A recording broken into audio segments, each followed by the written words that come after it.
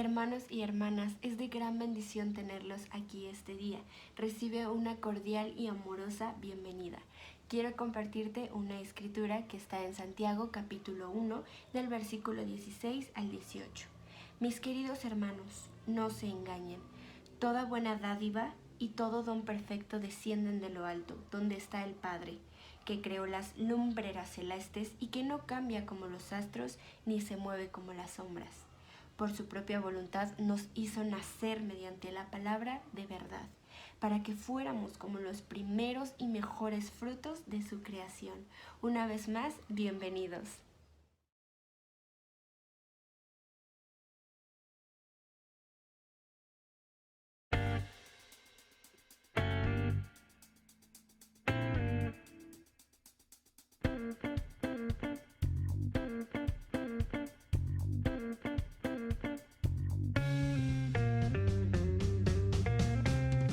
Señor poderoso, Señor poderoso, Señor poderoso, Señor poderoso. Voy a vivir por ti.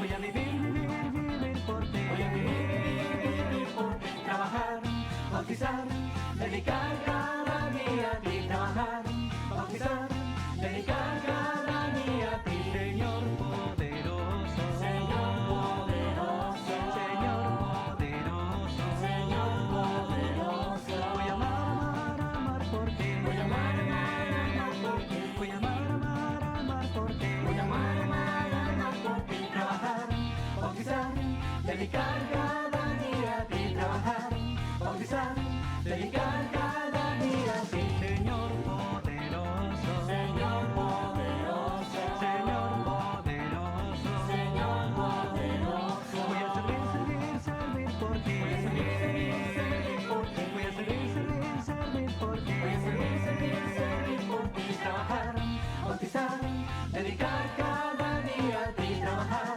bautizar, dedicar cada día a ti. Señor poderoso, Señor poderoso, Señor poderoso, Señor poderoso. Voy a cambiar por ti. Voy a cambiar por ti. Voy a cambiar por ti. Voy a cambiar por ti. Trabajar, bautizar, dedicar cada día a ti. Trabajar, bautizar, dedicar cada día a ti. Señor poderoso, Señor poderoso, Señor poderoso, Señor poderoso, Señor poderoso, Señor poderoso, Señor poderoso, Señor poderoso. Tú eres Señor poderoso, tú eres Señor poderoso, Señor poderoso, Señor poderoso, Señor poderoso, eres Señor poderoso, nuestro Dios milagroso.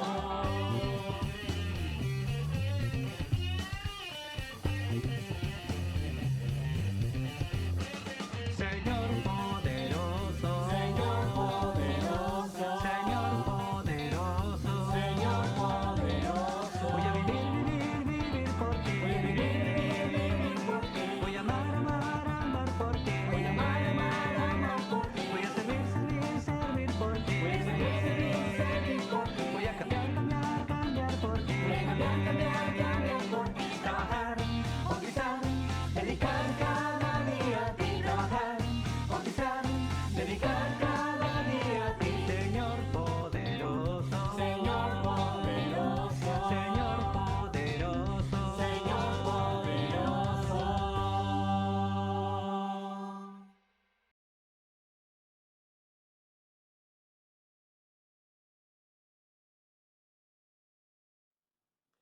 Hola de nuevo. A propósito de las ofertas navideñas, hoy tenemos para ti un 2x1. Dos frutos en una misma sesión. Se trata de la humildad y el dominio propio. Recuerda que si te perdiste o quieres repasar alguna de las clases de esta serie titulada Lo que el Espíritu produce. Lo puedes hacer. Te dejamos los links en la descripción de este video. Ahora bien, comencemos por el comienzo, la humildad. Estamos más acostumbrados a la versión Dios habla hoy de Gálatas 5:23, en donde termina diciendo humildad y dominio propio. Contra tales cosas no hay ley. Y un poquito menos acostumbrados a la Reina Valera, en donde termina con mansedumbre, templanza, contra tales cosas no hay ley. Entonces, ¿cuál es el octavo fruto del Espíritu? ¿La humildad o la mansedumbre? En español, la humildad tiene varias connotaciones. Veamos. Humildad, virtud que consiste en el conocimiento de las propias limitaciones y debilidades, y en obrar de acuerdo con este conocimiento. Bajeza de nacimiento o de otra cualquier especie. Sumisión, rendimiento. Bajeza, a su vez, es un hecho vil o acción indigna, abatimiento, humillación, condición de humildad o inferioridad. Y finalmente, humilde es también aquel que vive modestamente. No sé tú, pero la humildad, al menos en el español, parece tener un significado muy amplio. Puede ser una virtud, pero también puede estar relacionado con inferioridad, con bajeza, con humillación y hasta con vivir modestamente. Por otro lado, mansedumbre está un poco más acotado. Veamos. Mansedumbre, condición de manso, obviamente, y manso, de condición benigna y suave, dicho de un animal que no es bravo, dicho de una cosa insensible, apacible, sosegada, tranquila, aire manso o corriente mansa. En el ganado lanar, cabrío o vacuno, carnero, macho o buey, que sirve de guía a los demás. Pero esto es en español. Recordemos que el Nuevo Testamento originalmente fue escrito en su mayoría en griego. Así que veamos Gálatas 5:23 en esta Biblia interlineal. Como no sé pronunciar griego, veamos cómo lo hace este traductor. Praotis. Algo como praotis, que según este mismo traductor significa mansedumbre. Esta misma palabra se usa en Mateo 11:29, en donde Jesús dice: Llevad mi yugo sobre vosotros y aprended de mí, que soy manso y humilde de corazón, y hallaréis descanso para vuestras almas. La Dios habla hoy usa paciente y humilde de corazón, y la NBI usa apacible y humilde de corazón. Esta será nuestra escritura central. La Biblia interlineal usa estas dos palabras. Praos tapinos. Algo como praos y tapinos, cuya traducción directa es manso y humilde. Sin tener que ser un experto en lingüística, se ve claramente que praos y praotis están relacionadas, por lo cual sería más correcto interpretar el octavo fruto del Espíritu como mansedumbre. Hasta aquí de griego. Esta escritura habla de que Jesús está invitando a sus discípulos a ser como Él, y para ello usa una analogía relacionada al campo. Para aquellos que como yo crecieron viendo más la fauna citadina, es decir, ratas, moscas y perros, que la del campo, aquí les presento una imagen de lo que es una yunta con su yugo. Aclarado esto, recordemos que una definición de manso es: en el ganado lanar, cabrío o vacuno, es el carnero o macho o buey que sirve de guía a los demás. Demasiada coincidencia, ¿no crees?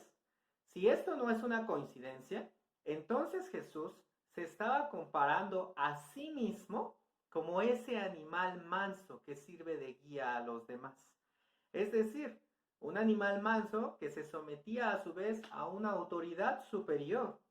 Él estaba esperando que los seguidores, que sus discípulos, se sometieran al igual que él. Parafraseando un poco, lo que Jesús estaba diciéndole a sus discípulos era: aprendan a someterse como yo mismo me someto.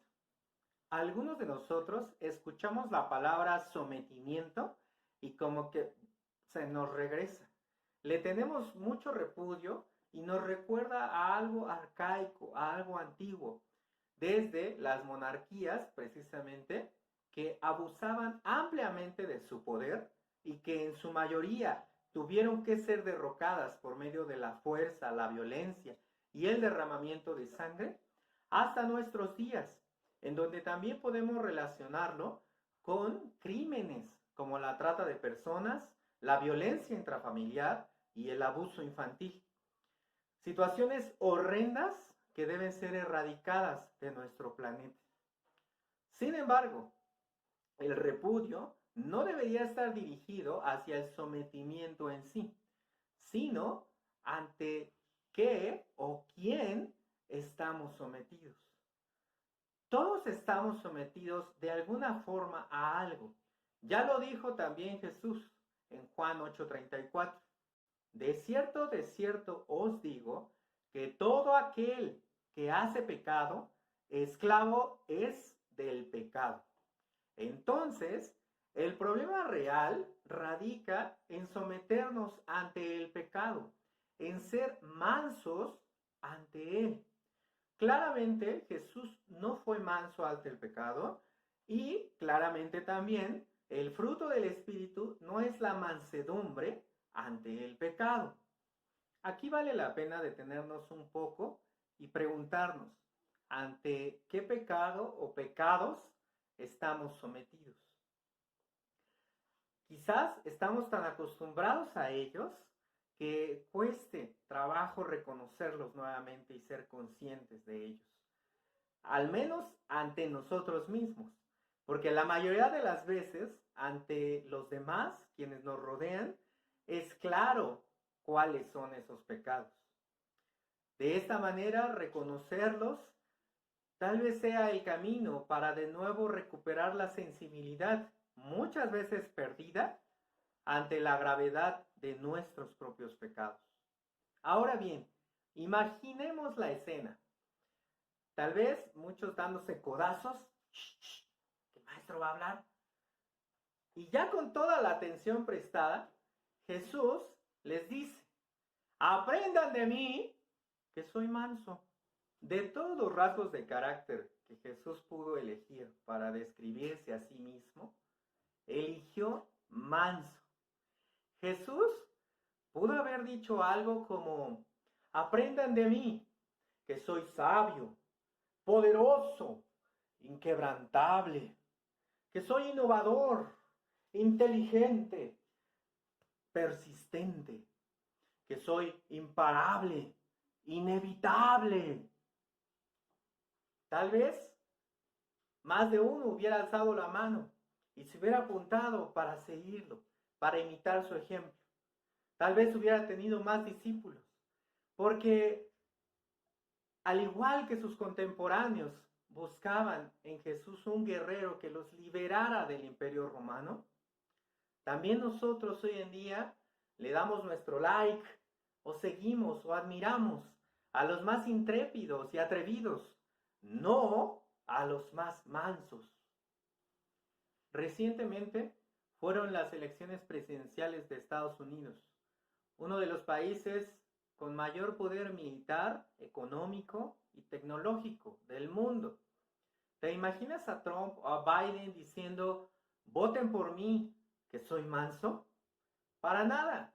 ¿Quién querría un líder manso para que en las negociaciones internacionales se quedara callado y no supiera qué hacer? ¿Para que ante conflictos bélicos se agachara, acobardado?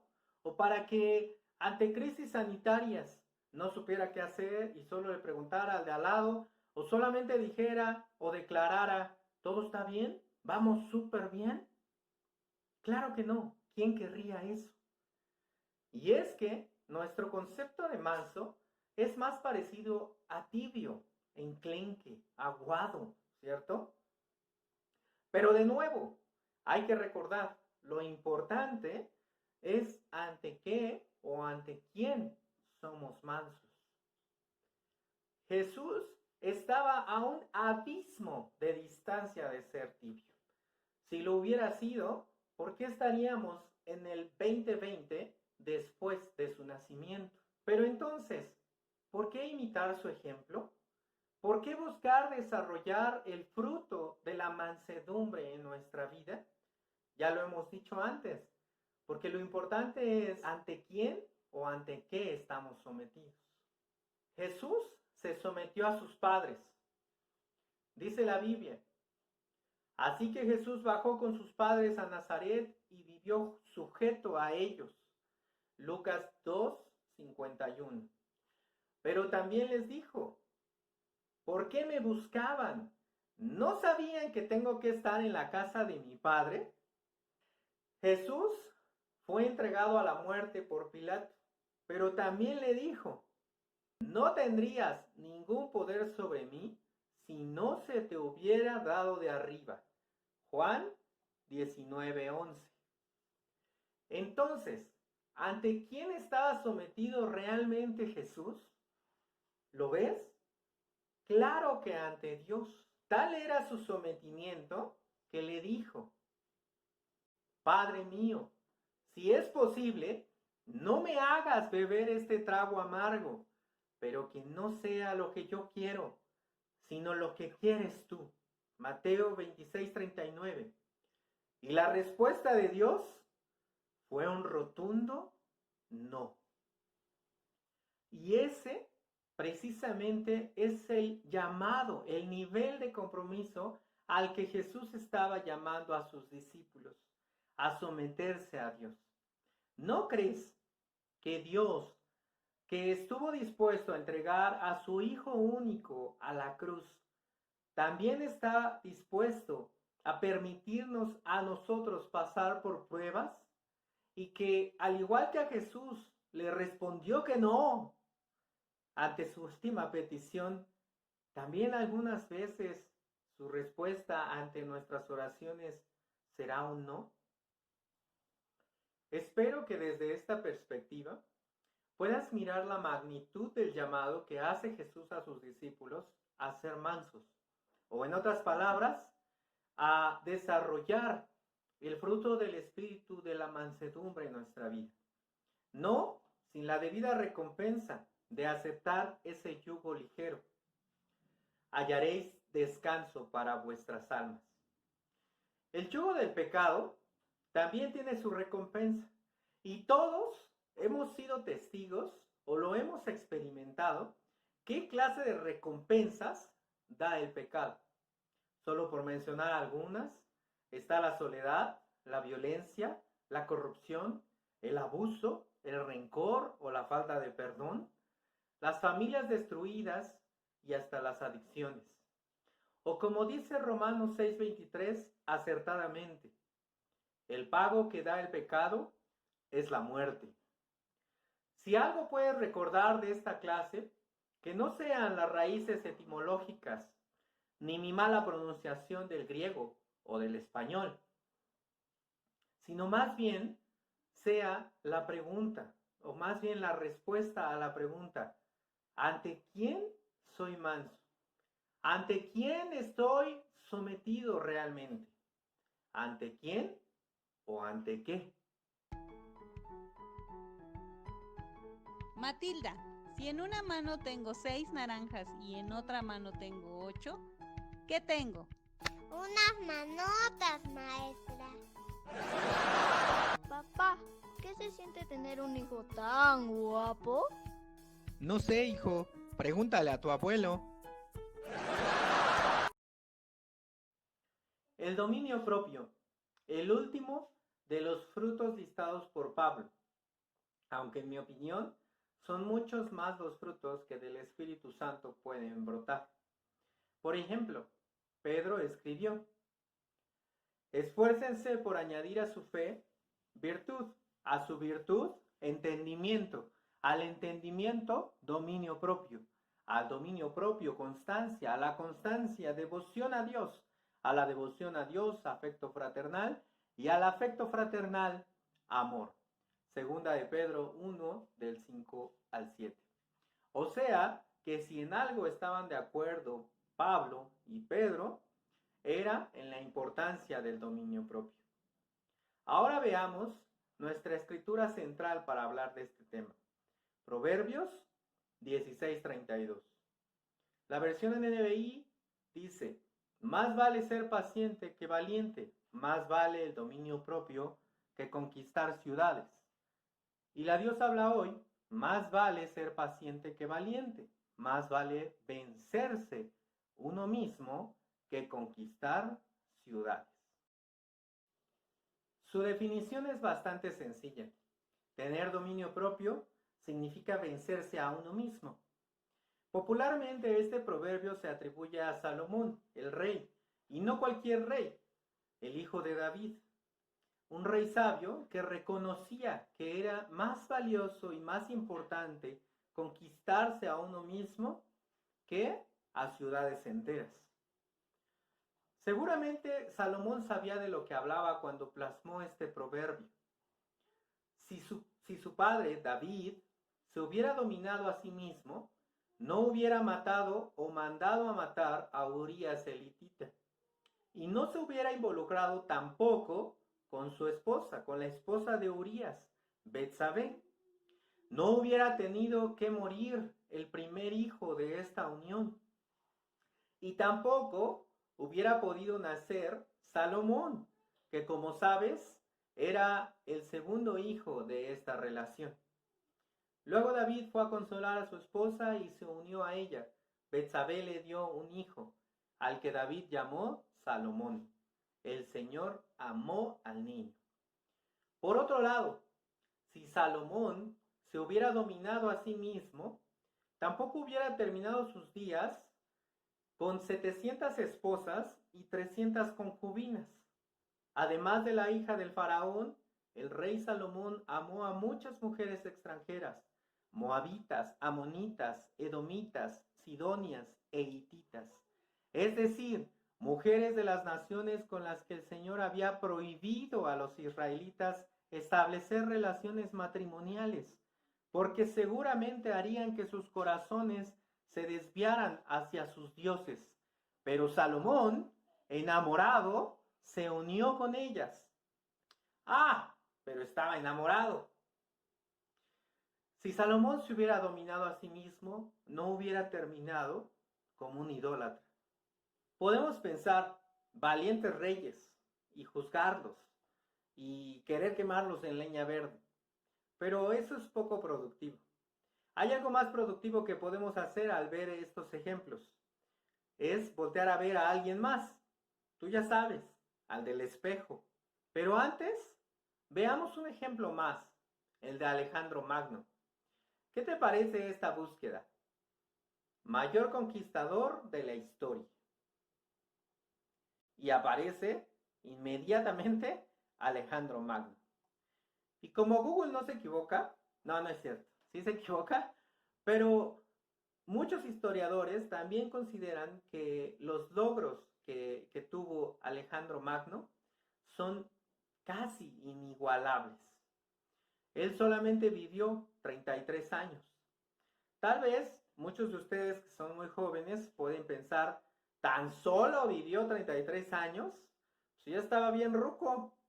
Y otros, como yo, pensamos: chavo, murió en la flor de la edad. Nuestra opinión importa muy poco. Lo que sí importa es que Alejandro Magno logró hacer cosas en muy pocos años. Mira esto. En solo 11 años venció a la primera potencia de la época, el Imperio Persa, y conquistó un inmenso territorio que se extendía desde su Grecia natal hasta las puertas del subcontinente indio. Difundió la cultura griega, que fusionada con las culturas de las regiones sometidas, impregnó el lenguaje, la política, el arte, la literatura y la religión. A fin de cuentas, cambió el mundo de su época. Su formación intelectual estuvo a cargo de Aristóteles. Sí, Aristóteles, el único Aristóteles que todos conocemos. Mientras que su educación militar por Clito, un militar que fue asesinado por el propio Alejandro. Todo ocurrió años después, cuando se celebraba un banquete en Samarcanda, en el 328 a.C. Le echó en cara que se comparara con los dioses y su creciente orientalización, a lo que el rey, borracho, respondió terminando con su vida. O sea que de los reyes, el dominio propio, lo suyo, no es. Antes no mató a Aristóteles también. Pero bueno, basta de hablar mal de aquellos que ya ni se pueden defender. Mejor hablemos del espejo. ¿Te estás venciendo a ti mismo o a ti misma? Cuando hablamos de dominio propio solemos pensar en temas de impureza. Pero lo cierto es que nuestro dominio abarca mucho más que eso. Haciendo la analogía, la pureza solamente es una ciudad que debe ser conquistada en el vasto territorio de nuestra alma. Tarea 1. Pregúntale al espejo, literalmente, ¿cómo vas con la conquista de tu ira, de tu indiferencia, de tu manera de alimentarte, de tu apatía, de tu pereza, de tu amargura, de tus malas intenciones, de tus, como dicen por allí, zonas erróneas, o si te parece muy golpeado, de tus áreas de oportunidad? Sea cual sea el eufemismo de tu preferencia, tú y el del espejo saben perfectamente qué ciudades de ese gran territorio que es nuestro espíritu sigue fuera de nuestro dominio. Tarea 2.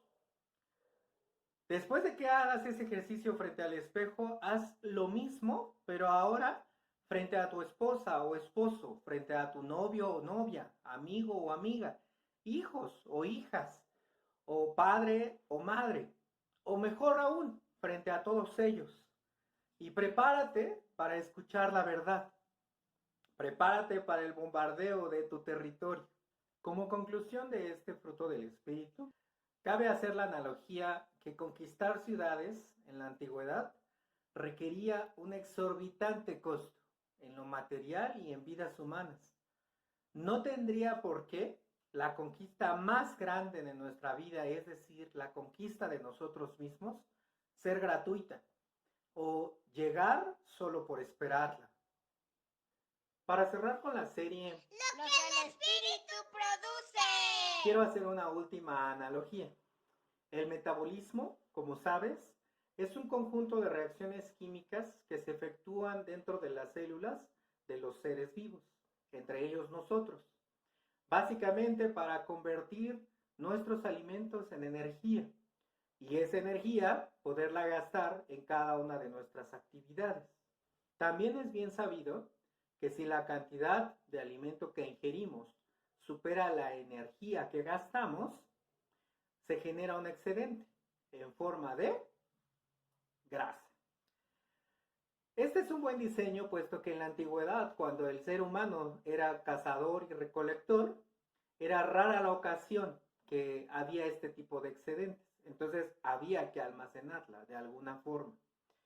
Pero en nuestro tiempo, este diseño se ha convertido en un problema gordo.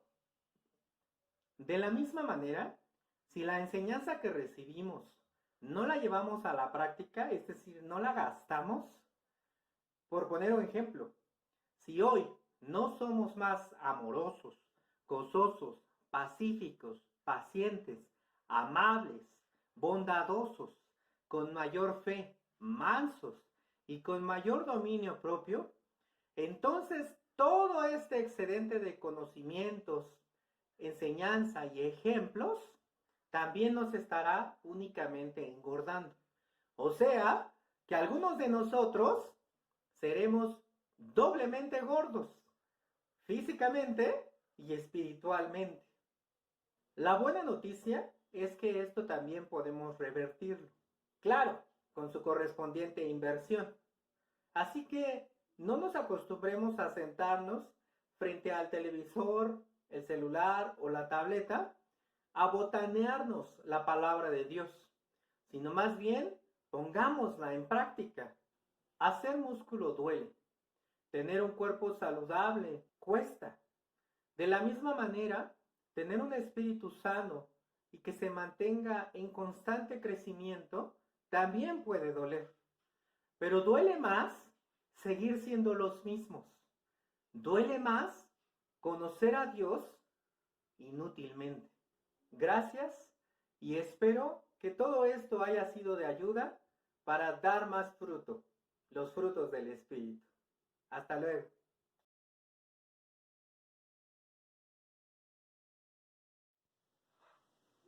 Hola, es un gusto poderte saludarte y poderte compartir el día de hoy la ofrenda semanal. Por favor, acompáñame a Malaquías 3:10. Dice la palabra de Dios: traigan íntegro el diezmo para los fondos del templo, y así habrá alimento en mi casa. Pruébenme en esto, dice el Señor Todopoderoso, y vean si no abro las compuertas del cielo y derramo sobre ustedes bendición hasta que sobreabunde. Hermanos, es una gran bendición el dar nuestras ofrendas, el dar y apartar este dinero para dar nuestra colecta semanal. Hermanos, Dios nunca nos va a dejar que comer. Dios, en toda esta situación complicada y difícil, Dios está en control de nuestras vidas y también de nuestros trabajos, de todos los recursos. Y Dios va a abrir esas puertas del cielo y va a derramar sus bendiciones si somos íntegros y fieles en nuestra ofrenda. Amén. Por favor, acompáñame a una oración. Señor Dios, gracias por su inmenso amor, gracias por su misericordia, gracias porque siempre tú nos das de más, tú nos das muchas bendiciones. Por favor, bendiga, Dios, esta colecta, bendiga, por favor, los recursos, el dinero, los trabajos, Dios, multiplícalos, Dios. Y que podamos, Dios, a través de esta colecta semanal, darte la gloria y la honra, Dios, en todos los sentidos. Gracias, en nombre de Jesús oramos. Amén.